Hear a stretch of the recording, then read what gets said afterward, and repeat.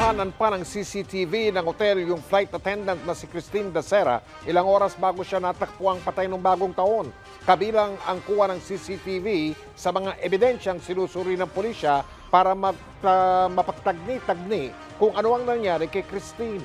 Nakatutok si Marisol Abduraman. Eksklusibo! Ilan lang ang mga ito sa screen grab ng CCTV nang huling gabing nakitang buhay ang flight attendant na si Christine Dacera.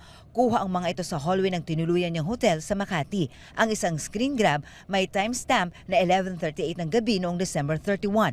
Makikita si Christine kasama ang dalawang lalaki sa labas ng room 2209.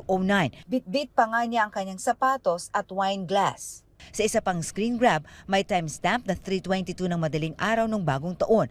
Makikita ang nakayapak na si Christine na may kasamang tatlong lalaki. Makikita rin dito ang isa pang lalaki na nakatingin lang mula sa isang kwarto. Ilang segundo lang makalipas, makikita naman si Christine nakausap ang isang lalaki habang magkaakbay namang naglalakad palayo ang dalawa pang lalaki. Nakatingin naman ang tatlong iba pa sa bandang dulo ng hallway. Eksklusibong binigay ng isang source sa GMA News ang mga screen grab ng CCTV na kasama sa mga sinisilip na ebidensya ng pulisya para malaman kung ano ang nangyari kay Christine. Base sa impormasyon ng pulisya, natagpo ang patay si Christine sa bathtub ng kanyang hotel room noong tanghali ng January 1. Hindi po natin masasabi. It could be possible na meron siyang na-take or it could be possible na meron pinainom sa kanya unwillingly sa kanya or hindi niya alam.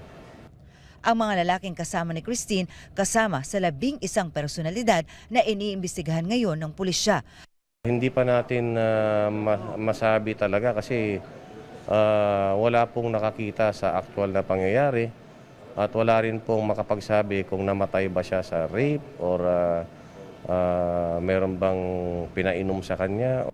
3 sa kanila ang hawak ngayon ng pulisya habang 8 ang hinahanap pa rin sa ngayon.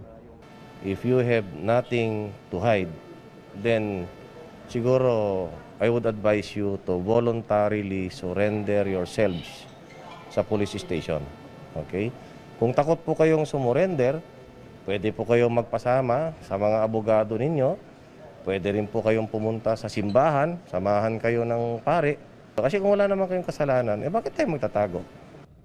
Huwag na raw hintayin pa na lumabas ang warrant of arrest. Kasi pag lumabas yung warrant of arrest, baka manlaban kayo, alam nyo na saan kayo pupunta. Alangan naman, pag binaril mo ko, babariling kita. Maaari namang managot ang pamunan ng hotel dahil sa nangyaring party. If the room is only good for 4, dapat 2 lang. Kasi GCQ pa tayo ngayon . So why did they allow yung ganong kadami? 2 rooms, 10 people. So it's already a violation of the IATF rule. Samantala, ayon sa Makati Police, kaibigan ni Christine ang manager ng hotel at sumama pa ito sa party. Wala pang pahayag ang hotel sa ngayon. Ipinagdadalamhati naman ng pamunuan ng Philippine Airlines ang pagkamatay ni Christine na isinalarawan nila bilang matuwid at professional na crew member. Nagpaabot din ng suporta ang PAL sa kanyang pamilya.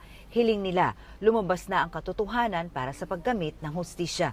Ang Commission on Human Rights gagawa naman daw ng sariling investigasyon sa pagkamatay ni Christine at